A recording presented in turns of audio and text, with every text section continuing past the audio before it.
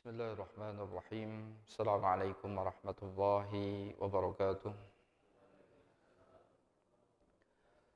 Alhamdulillah. Alhamdulillah rabbil alamin. Wassalatu wassalamu ala sayyidina Muhammadin wa ala alihi wa ashabihi ajma'in. Amma ba'du. Allahumma fahimna asrar al-Qur'an wa waffiqna li khidmatihi. Waffiqna li khidmatihi في كل زمان وآن سبحانك لا علم لنا إلا ما علمتنا إنك أنت العليم الحكيم. Bapak Ibu jamaah salat subuh yang mudah-mudahan kita semuanya dirahmati oleh Allah Subhanahu wa taala. Amin ya rabbal alamin. Pagi hari ini dalam kajian tafsir Al-Qur'an insyaallah kita akan melanjutkan pembahasan pada pertemuan sebelum ini. Pada pertemuan sebelum ini kita sudah sampai di ayat 29 dalam surat Ad-Dukhan. Pagi hari ini insyaallah kita akan memulai dari ayat berikutnya, firman Allah Subhanahu wa taala di ayat 30 dalam surat Ad-Dukhan. Allah Subhanahu wa taala di ayat 30 dalam surat Ad-Dukhan, Allah berfirman, "Wa laqad najjayna bani Israila minal adzabil muhin." Ayat ini, Bapak Ibu sekalian, Allah hendak mengingatkan Bani Israel berkaitan dengan nikmat yang Allah Subhanahu wa taala berikan kepada mereka. Tentunya kita juga kalau membaca ayat ini ya, harus banyak-banyak mengingat berkaitan dengan nikmat yang Allah Subhanahu wa taala berikan kepada kita. Apa nikmat yang Allah berikan kepada Bani Israel? Allah katakan di ayat 30 dalam surat Ad-Dukhan ini, "Wa laqad najjayna", sungguh kami telah menyelamatkan Bani Israel, ya Bani Israel minal azabil muhini, dari azab yang menghinakan.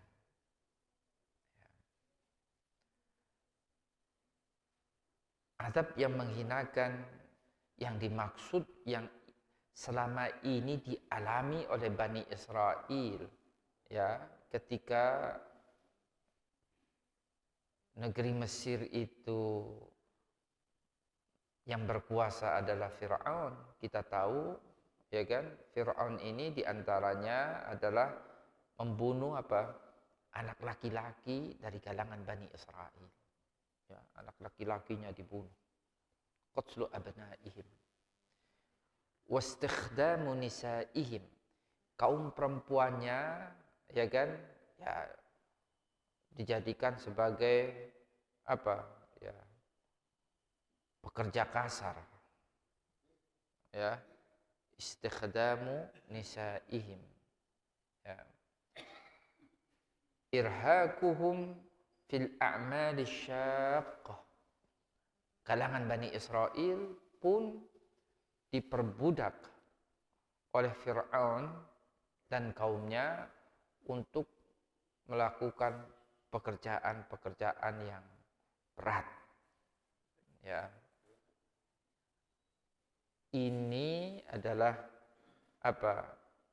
bagian dari azab yang menghinakan Bani Israel yang dilakukan oleh Fir'aun dan kaumnya. Allah Subhanahu wa taala selamatkan Bani Israel dari azab-azab yang menghinakan ini. Ini walaqad najjayna Bani Israila minal azabil muhin. Jadi Bapak Ibu sekalian, Bani Israel itu di saat Mesir itu yang berkuasa adalah Fir'aun, dari kalangan kaum Kipti, mereka itu posisi mereka itu sangat hina sekali di negeri Mesir itu. Ya. Laki-laki, anak laki-laki yang terlahir ya dibunuh oleh mereka. Ya. kaum perempuannya ya dipekerjakan.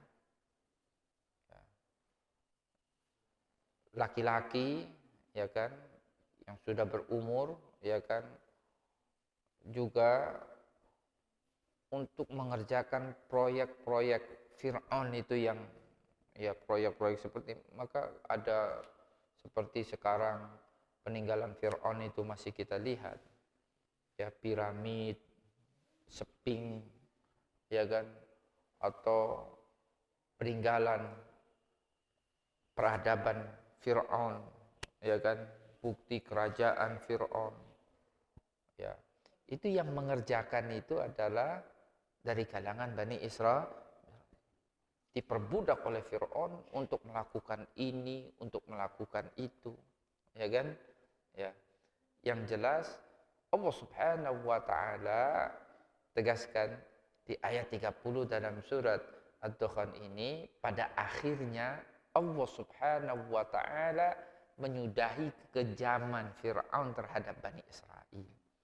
Pada akhirnya Allah Subhanahu wa taala menyelamatkan Bani Israel dari azab yang menghinakan mereka ini, dengan Allah Subhanahu wa taala menghabisi ya Fir'aun dan bala tentaranya. Maka ini adalah apa? Nikmat yang Allah Subhanahu wa taala ingatkan Bani Israel untuk mereka syukuri. Walaqad najjayna Bani Israila minal adzabil muhin. Min Fir'aun, ayat berikutnya dijelaskan dari Fir'aun ya kan, innahu kana aliyan minal musrifin. Sosok Fir'aun Bapak Ibu sekalian memang digambarkan dalam Al-Quran sebagai sosok penguasa yang tidak baik. Alian itu sangat sombong sekali.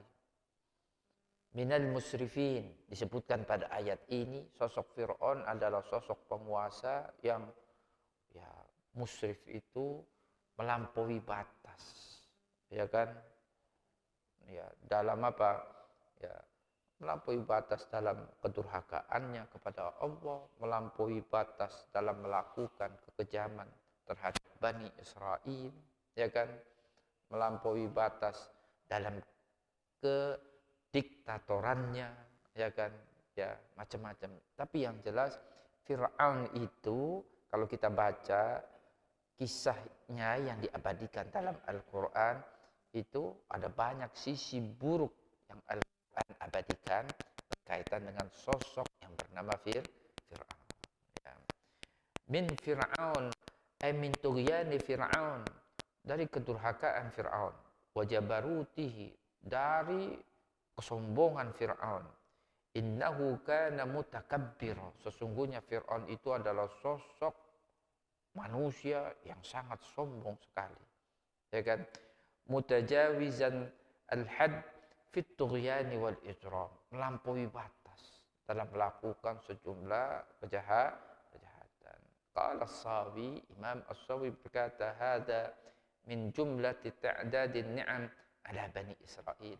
Kata Imam as-Sawi, ayat ini sebutlah kalau kita baca dari ayat 30 dan ayat 31, ini sesungguhnya Allah Subhanahu wa taala hendak mengingatkan Bani Israel bahwasanya ini adalah sebagian dari nikmat yang Allah berikan kepada mereka. Ya kan? Wal maqsudu min dzalika tasliyatuhu sallallahu alaihi wasallam wa tabsyiruhu. Dua ayat ini kenapa diturunkan kepada Nabi Muhammad, ini juga bisa dipahami sebagai tasliyatuh. Tasliyatun dalam artian ayat yang ini bisa apa? Menyenangkan Nabi. Wa tabsyiruhu, menggembirakan Nabi Muhammad sallallahu alaihi wasallam. Kenapa ayat semacam ini dipahami sebagai ayat apa? Penggembira bagi Nabi Muhammad sallallahu alaihi wasallam? Karena ya sebagaimana Allah Subhanahu wa taala menyelamatkan Bani Israel dari Fir'aun, maka pada akhirnya Allah pun akan menyelamatkan Nabi Muhammad dan orang-orang yang beriman bersertanya dari kalangan kaum musyrikin Mekah. Dan kaum musyrikin Mekah mereka tidak lebih kejam dibandingkan dengan Fir'aun. Ya kan? Kaum musyrikin Mekah mereka tidak lebih kasar dibandingkan dengan Fir'aun. Ya, mereka kaum musyrikin Mekah tidak lebih kuat dibandingkan dengan Fir'aun.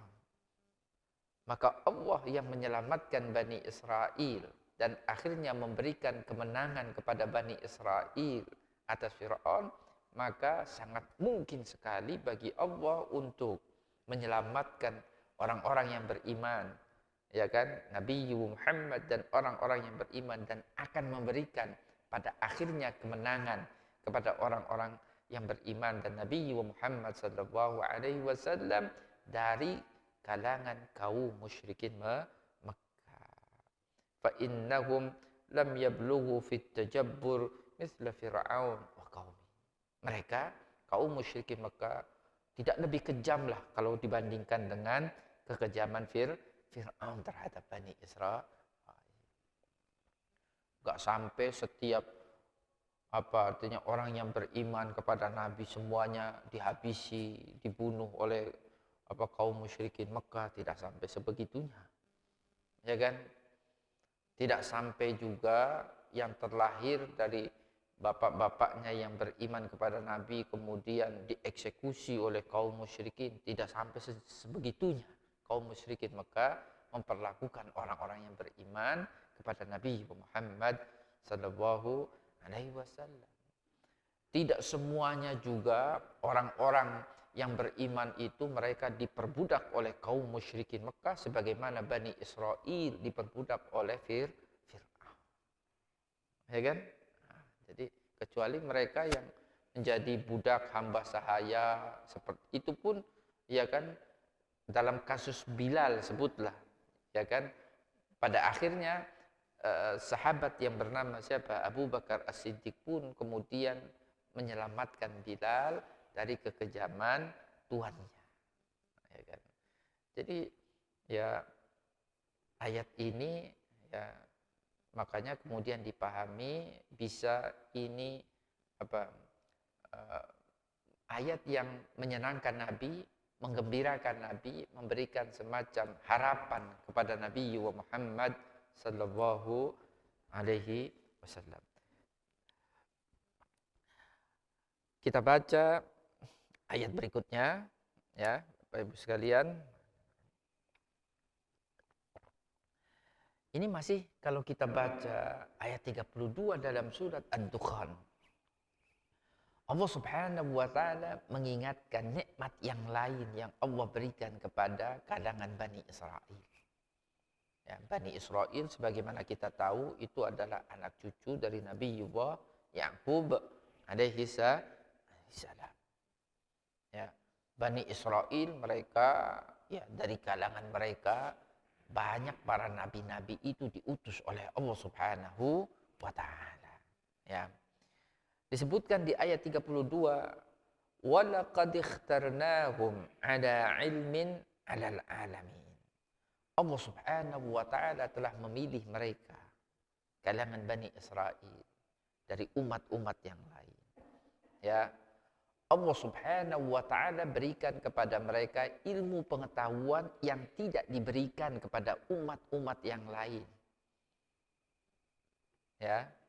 Dan ini adalah kelebihan diantaranya yang Allah berikan kepada Bani Israel atas umat-umat yang lain pada masanya.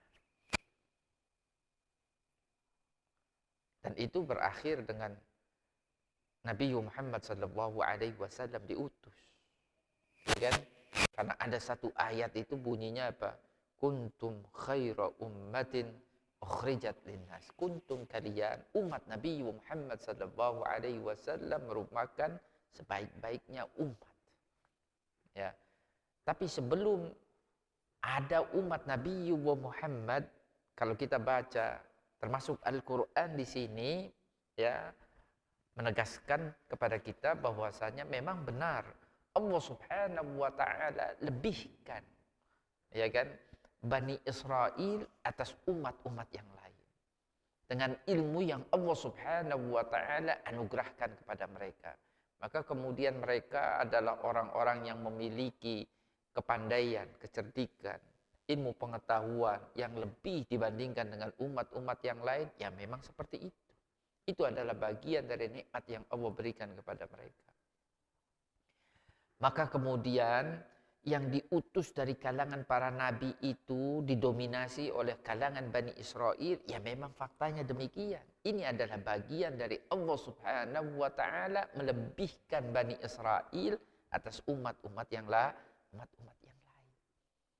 Tetapi ini tidak berlaku untuk selamanya sebagaimana yang diklaim oleh kalangan mereka. Mereka kalangan Bani Israel atau sebutlah komunitas mereka ini kita kenal sekarang ini dengan komunitas Yahudi. Mereka orang-orang Yahudi sampai sekarang itu mengklaim bahwasanya ya mereka itu adalah bangsa pilihan. Sya'bullahil Mukhtar. Mereka ini merasa memiliki kekhususan, kedekatan dengan Tuhan dibandingkan dengan umat-umat yang lain. Ya kan? Mereka merasa mereka ini ya derajatnya ini adalah paling atas. Umat-umat yang lain derajatnya itu di bawah mereka. Ya kan? Ini tidak lagi berlaku dengan Nabi Muhammad sallallahu alaihi wasallam diutus menjadi seorang nabi. Jadi tidak benar juga kalau sampai sekarang mereka mengklaim bahwasanya mereka adalah bangsa artinya pilihan sya'bullah, bangsa Tuhan, ya kan, bangsa pilihan Tuhan kan gitu kan. Kalau enggak benar juga. Ini berakhir dengan kenabian Nabi Muhammad sallallahu alaihi wasallam. Tapi sebelum itu mereka ya memiliki ilmu pengetahuan yang Allah berikan kepada mereka yang tidak dimiliki oleh umat-umat yang lain, ya memang faktanya seperti itu. Makanya kaum musyrikin Mekah ketika mereka mau menjatuhkan Nabi Muhammad sallallahu alaihi wasallam, ya kan? Mereka banyak berkonsultasi kepada siapa? Kalangan Yahudi, kalangan Bani Israel yang tinggal di kota Madinah. Ya kan? Banyak konsultasi. Karena yang tahu banyak berkaitan dengan kenabian itu pada saat itu adalah mereka dari kalangan orang-orang Yahudi. Nah, ini yang dimaksud dengan walaqad ikhtarnahum ala ilmin alal alamin. Artinya apa? Istofainahum. Kami pilih mereka dari kalangan Bani Israel. Syarrafnahum. Ya, kami muliakan mereka. Ya, ala ilmin, ya dengan ilmu minna, tentunya ilmu dari Allah Subhanahu wa taala. Di antaranya adalah kenabian.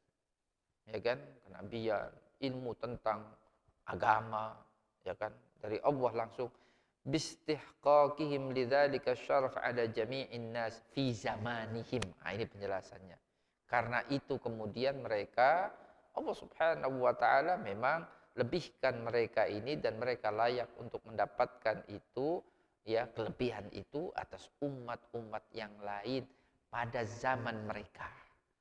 Qala Qatadah, Imam Qatadah berkata, ada ahli zamanihim, pada masa mereka, la ada ummati Muhammad, ini kekhususan, ini kelebihan, ini tidak berlaku atas umat Nabi Muhammad. Umat Nabi Muhammad dalam artian mereka pengikut Nabi Muhammad yang beriman kepada Nabi Muhammad sallallahu alaihi wasallam.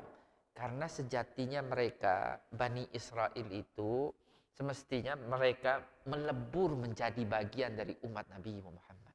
Ketika Nabi Muhammad sudah diutus.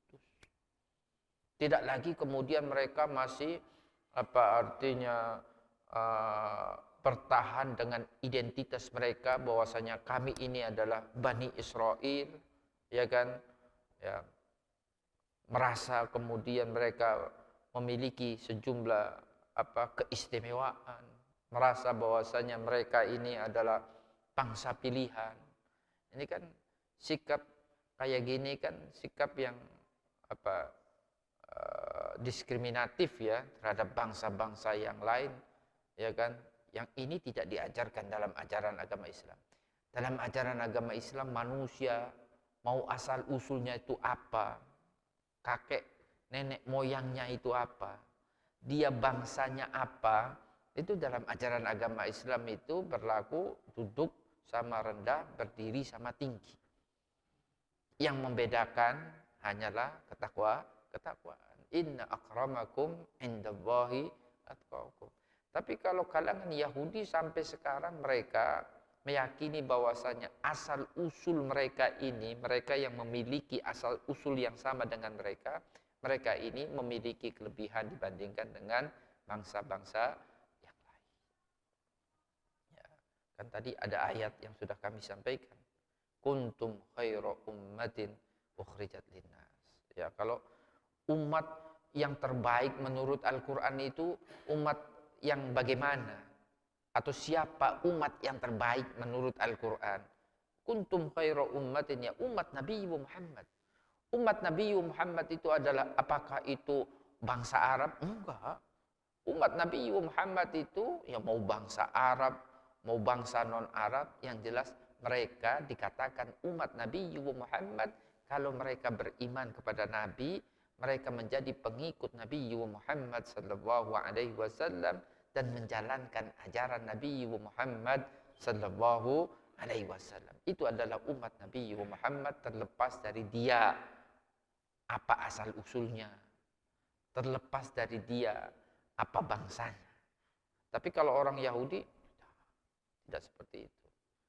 Ya kan, makanya mereka sampai sekarang itu ya kan merupakan bangsa yang istilahnya itu rasis itu mengklaim bahwasanya hanya mereka yang terbaik, hanya dari kalangan mereka yang terbaik, yang bukan dari kalangan mereka itu derajatnya itu di bawah mereka kan. Makanya mereka tidak punya kepentingan untuk mengajak-ngajak yang bukan dari kalangan mereka untuk menjadi bagian dari mereka.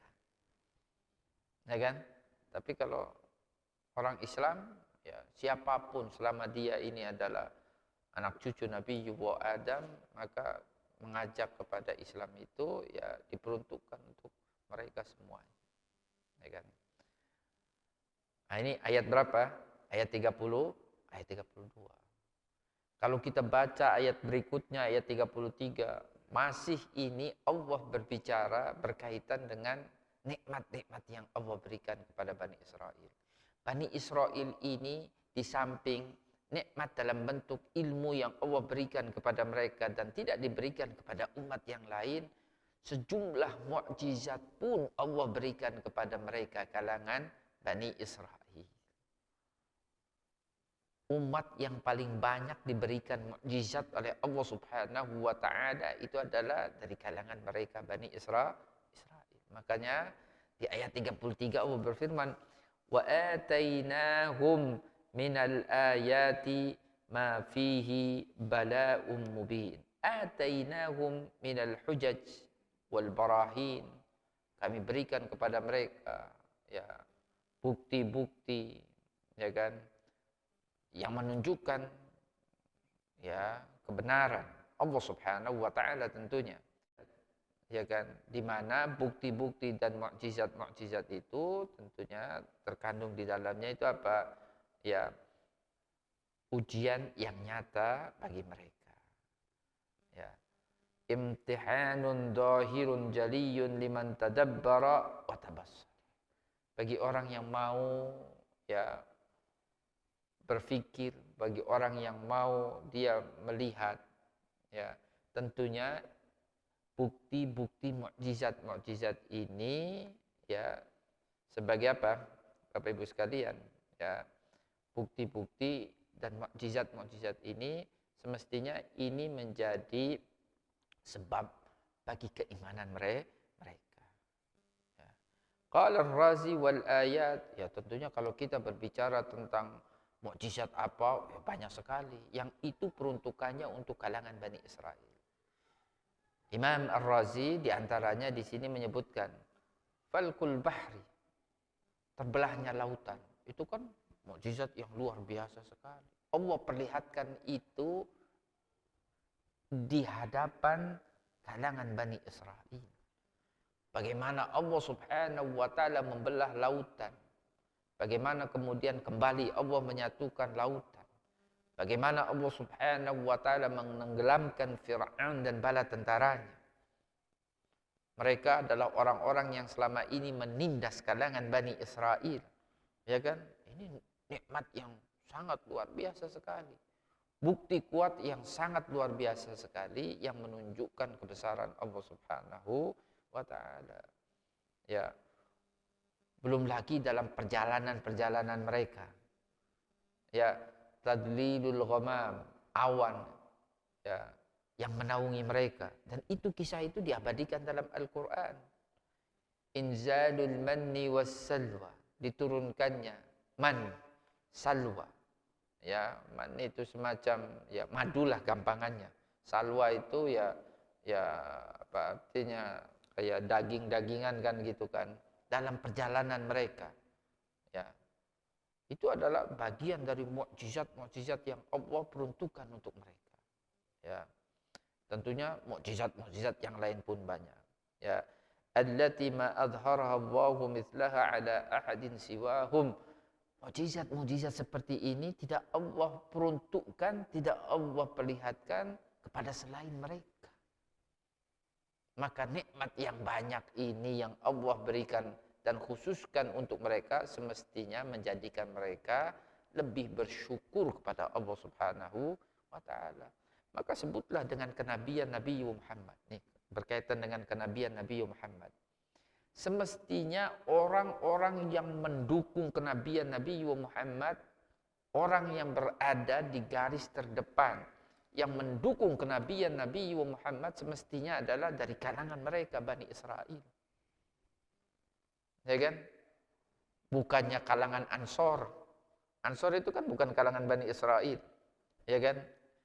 Yang menolong Nabi dari kekejaman kaum musyrikin Mekah, kita kenal dalam sejarahnya itu adalah Al-Ansor. Al-Ansor itu penduduk asli kota Madinah.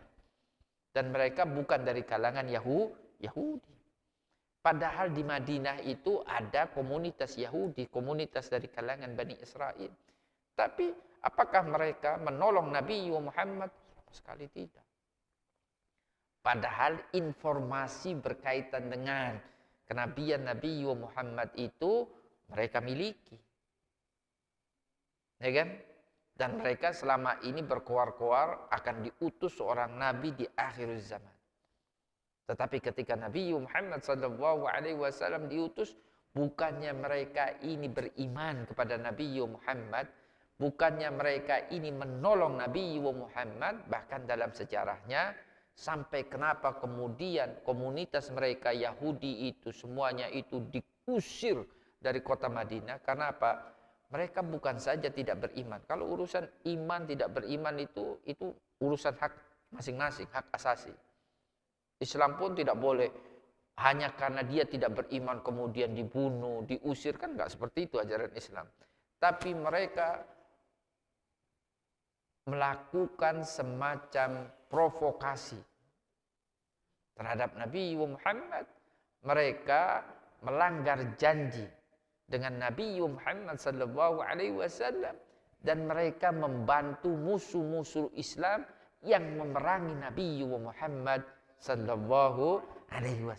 Karenanya kemudian ya kan konsekuensinya mereka harus keluar dari kota Madinah. Jadi keluarnya mereka, terusirnya mereka dari kota Madinah itu adalah karena kesalahan mereka, kejahatan mereka. Ya kan? Kalau kita baca ayat-ayat dalam Al-Quran, ya kan? Kenapa sih Al-Quran ini banyak dari ayat-ayat yang diturunkan kepada Nabi Muhammad ini berkaitan dengan cerita umat-umat terdahulu, sebutlah dari kalangan Bani Israel. Bapak Ibu sekalian, nikmat yang diperuntukkan untuk nenek moyang kita itu kan sejatinya adalah nikmat yang diperuntukkan untuk anak cucu keturunan setelahnya. Maka dengan Allah Subhanahu wa taala menurunkan ayat-ayat semacam ini sejatinya secara tidak langsung Allah pun mengingatkan, sebutlah komunitas Yahudi yang ada di kota Madinah saat itu berkaitan dengan nikmat yang Allah berikan kepada bapak-bapak mereka terdahulu. Yang semestinya mereka ini anak cucunya juga harus pandai bersyukur kepada Allah Subhanahu wa taala. Bukan sebaliknya. Makanya ketika mereka kalangan Yahudi menolak kenabian Nabi Muhammad sampai Nabi Muhammad sallallahu alaihi wasallam itu menyampaikan satu statement, satu pernyataan, kalau kalian menolak sejatinya kata Nabi Muhammad yang kalian agung-agungkan, yang kalian muliakan sosok Nabi Musa alaihi salam, sosok Nabi Musa ini kalau saja dia ini masih hidup di saat aku ini diutus menjadi seorang nabi, tidak lain tidak bukan melainkan Musa ini akan beriman kepada aku dan akan menjadi pengikut setiaku. Itu kata Nabi Muhammad sallallahu alaihi wasallam. Inna haula'i la yaquluna in hiya illa mautatuna al-ula wa ma nahnu bimunsyarin. Ayat 35 ya. Selesai Allah berbicara tentang Bani Israel atau seputar Bani Israel. Kemudian kalau kita baca ayat 35 ya, seperti pada ayat-ayat sebelumnya di surat Ad-Dukhan ini Allah kembali bercerita atau berbicara seputar sikap kaum musyrikin Mekah. Inna haula, sesungguhnya mereka. Allah Subhanahu wa taala bahasakan dengan menggunakan kata haula itu sebenarnya itu adalah bagian dari apa? Kalau kita baca penjelasannya di sini adalah tahkirun lahum, ya, sebagai sebuah ya apa? Untuk apa? Allah merendahkan ya posisi kedudukan mereka kaum musyrikin Mekah. Makanya Allah katakan inna haul, sesungguhnya mereka orang-orang itu, ya kan, yang dimaksud adalah kaum musyrikin Mekah. La yaquluna in hiya illa mautatun al-ula. Kematian itu hanyalah kematian yang pertama, kata mereka. Maksudnya kematian yang pertama yang dimaksud adalah kematian dalam kehidupan di dunia ini. Setelah itu tidak ada lagi kehidupan. Karena mereka kaum musyrikin Mekah, Bapak Ibu sekalian, itu tidak percaya dengan adanya hari kebangkitan. Jadi hidup ini ya di dunia ini. Sudah menjadi tulang belulang, sudah bercampur dengan tanah. Tidak mungkin lagi kata mereka, ini manusia ini akan dibangkitkan oleh Allah Subhanahu wa taala. Nah, ini ayat 35 ini. Tentunya kita ya, rukun iman kita itu kan diantaranya juga al-imanu bil yaumil akhir. Iman dengan hari akhir itu ya tentunya dengan segala yang diceritakan oleh Al-Qur'an dan tentunya hadis-hadis Rasul, apa yang akan terjadi ketika hari kiamat itu tiba. Di antaranya kita akan dibangkitkan, kita akan dikumpulkan, kita akan dihisab, dihitung, kita akan dijaza, ya kan, diberi ganjaran. Pada akhirnya kemudian kita pun ya kan akan ditentukan nasib kita menjadi penghuni surga atau menjadi penghuni neraka. Itu kan bagian dari keimanan kita terhadap hari akhir, dan itu adalah bagian dari rukun iman. Orang musyrikin Mekah ya mereka mengatakan ya in hiya illa mautatunal ula. Lan namuta illa mautatan wahida. Kata mereka, kita ini tidak akan lagi mati kecuali kematian yang kita alami sekali ini, yakni kematian di dunia,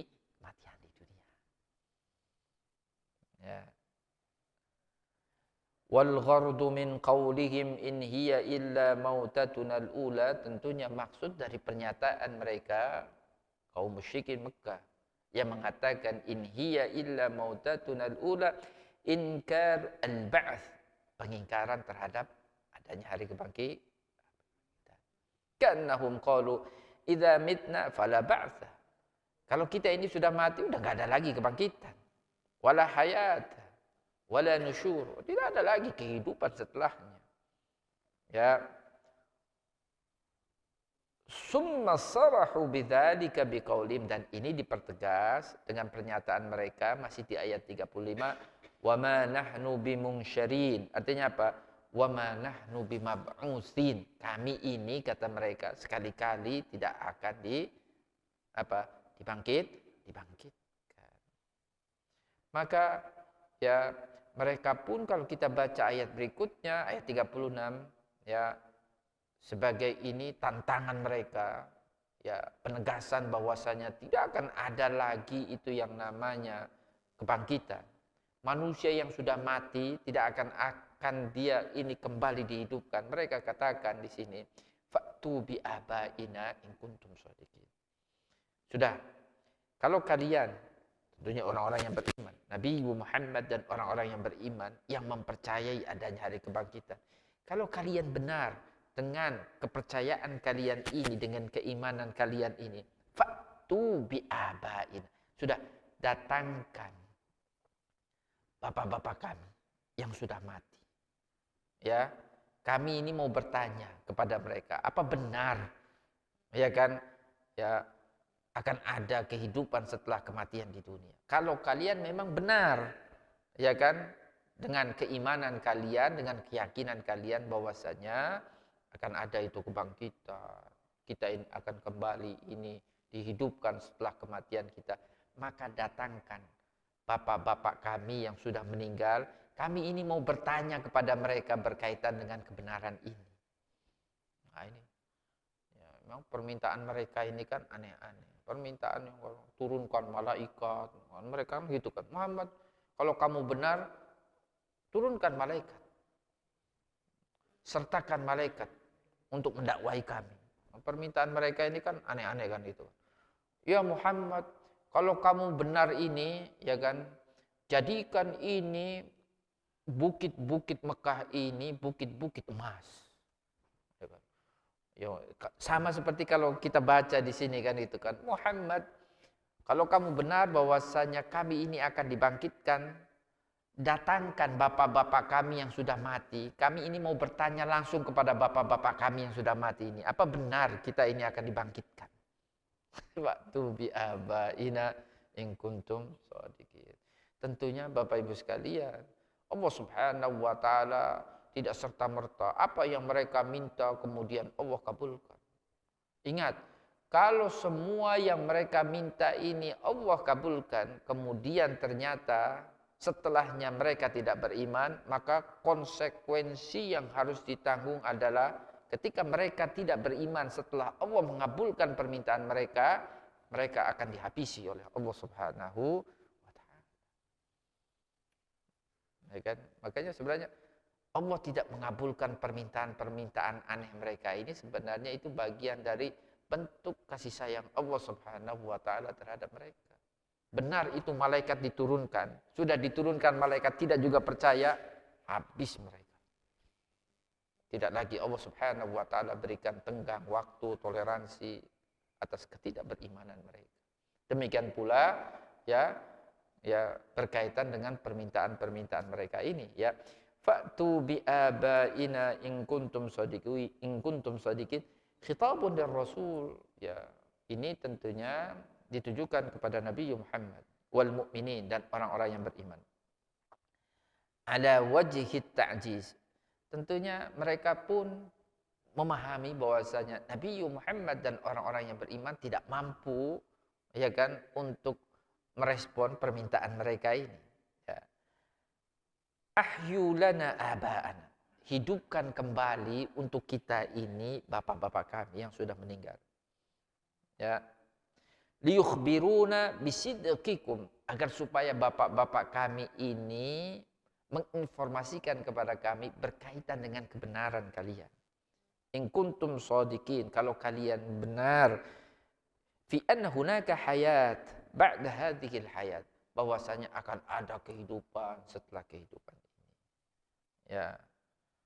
Qala al-Imam Al-Fakhr, berkata Imam Fakhruddin, innal kuffar ihtaju ala naf'il hasyr, ya, bi an qalu in kana al-ba'ts mumkinan ma'kulan fa'ajjilu lana ihya'i man mata min abaina. Kalau memang kebangkitan itu rasional, ini mungkin terjadi, maka mereka meminta untuk disegerakan bapak-bapak mereka ini untuk kembali disegerakan hidup, ya kan?